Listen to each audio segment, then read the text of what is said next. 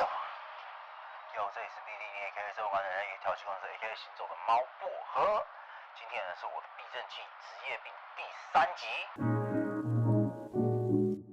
第3集啊，第1集跟第2集呢还没有看的，麻烦资讯栏点一下啊。上一集呢讲到说为什么不要买，那买完二手避震器如果出问题之后呢，就会衍生出下一个问题，那避震器可不可以修理哦？那避震器可不可以修理呢？其实它还会有连带出一个问题，就是避震器能不能保养。在开始之前呢，我们还是要先重申一下，避震器呢，它是一个消耗品，它时间到了就该要换。避震器需不需要修理？其实大概会有分2种，多数的人会需要修理的人，大家都是改装避震器，原厂避震器没有什么好修理的，那就是分为可以修理跟不可以修理。那怎么样分可以修理跟不可以修理？改装的避震器呢，多数都可以修理，为什么？因为这个避震器的主体呢是可以被分解开的，就是它可以把它的 piston rod 活塞杆拿出来，然后可以换里面的 piston， 然后还有它里面的 SIM 就是垫片，可以换油，然后重新填充气体，这个可以做。那如果说像一般 OE 型的或者是替换型的这种避震器，通常多数都是不可以修理的，因为呢，它会用各种方法，工作室的这个上盖把它给封起来，用各种方式，或者是在筒身上面做其他加工，让你的活塞杆没有办法拿出来。那为什么我们会看到那么多人在修理避震器？这些人是真的品牌方出来修的吗？或是这个品牌代理出来修的吗？没有，好，都是一些外面的店。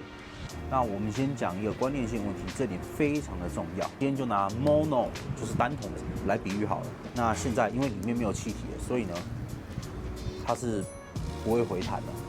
那如果说我灌气进去之后呢，它就可以回弹。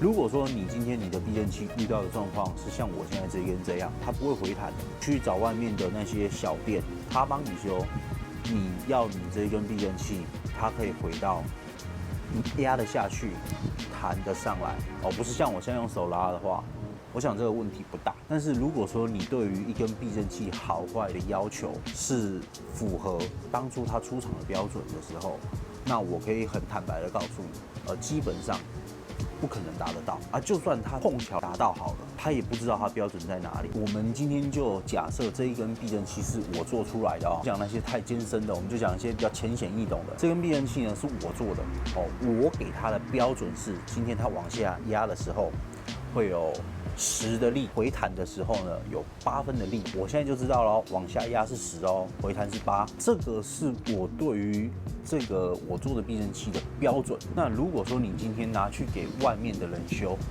他会知道我这根避震器做出来的时候往下是10，然后往上拉的时候回弹的时候是8吗？他知道这个标准吗？他怎么知道的？我告诉他的吗？我不会告诉他，那他怎么知道他可以把我的避震器修好？所以在不知道这根避震器出厂该有多大的力压缩回弹是多少的阻尼力的情况下，你怎么可以说他修得好？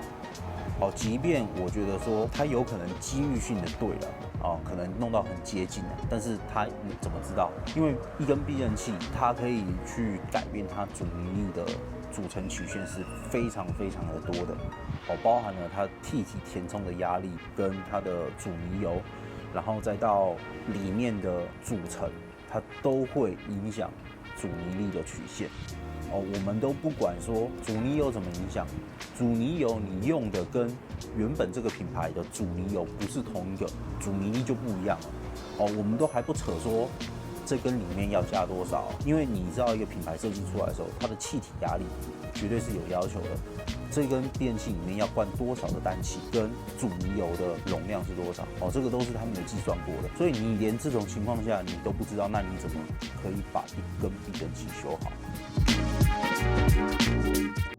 可能会常常看到有人给你拍这种照片就是很多的垫片展示出来拍拍照。为什么要这样？你就会看到那些人拿这些垫片有没有？这边有没有？就拿垫片那边拍拍照。那为什么他要摆出来？第一，比较好的层面讲是确实这样工作看起来比较美观。但是第二个问题是你不会知道的问题，为什么？因为他不知道阀门片堆叠的顺序。如果是我啊，我知道阀门片堆叠的顺序的话，我根本就不用那些东西，我拆下来我就全部都扫掉了，我不需要去记。为什么？因为我知道第一片是什么规格，第二片是什么规格，第三片是什么规格。因为这个垫片嘛，它有各种的大小，这是拆下来的，它有各种的尺寸跟厚度，只要换掉其中一片，阻尼力就改变。这就是为什么他们要把东西摆出来的原因，不是好看啊，是因为他不知道堆叠的顺序。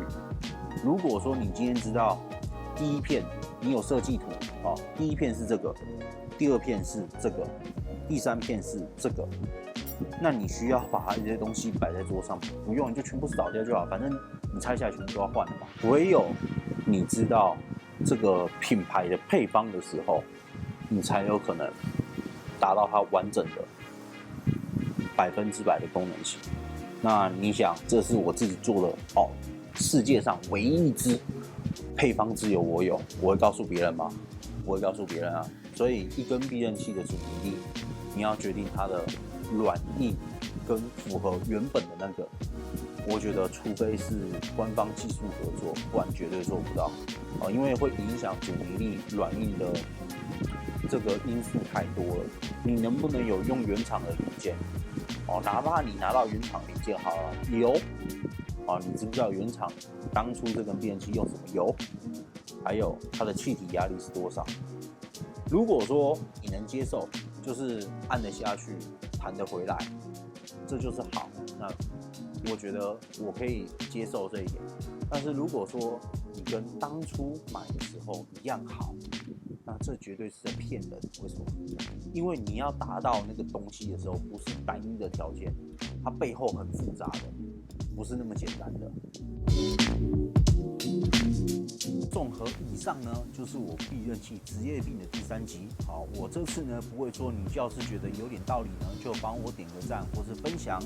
因为呢，这一次呢，大概讲出来这些东西会跟很多人想的不太一样，但是呢，我还是会告诉我的朋友，或是正在看影片的你们，不要买二手避震器，然后也不要相信二手避震器修了会好。好，我是 Billy，我们下次见了，拜拜。